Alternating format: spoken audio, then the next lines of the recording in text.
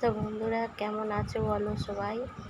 এই দেখো আমি রোদে চলে এসেছি ছাদের উপরে। সবাই দেখো কি করছি। এই দেখো আমশিশুগুলো দিচ্ছি। আমশি সবাই চেনো নিশ্চয়ই, আর যারা চেনো না মেদিনীপুরের লোকেরা বেশি হয়তো চিনবে, তোমরা চিনবে না কারণ অনেকেই তো খায় না। আমশি মানে আম কেটে শুকনো করতে হয়। এটা সারা বছর আমরা রেখে দিয়ে মাছের টক করে করে খাই।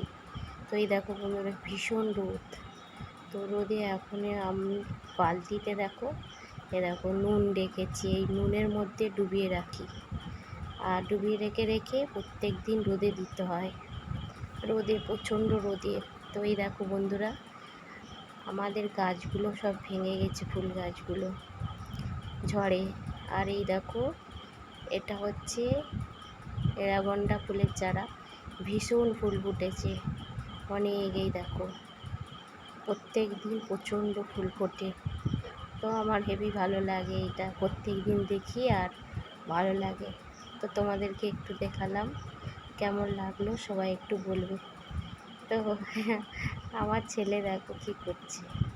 তো প্রচণ্ড রোদ, রোদে ভাল লাগছে না, কেরম হচ্ছে। এবার চলে যাব নিচে। তো দেখো আমরা জামা কাপড় মিলেছি রোদে। তো জামা কাপড়গুলো শুকনো হয়ে এসছে, হাতে নুন নিতেও পারছি না। আমার ছেলে খালি পেছনে পেছনে যাচ্ছে। তো টাটা।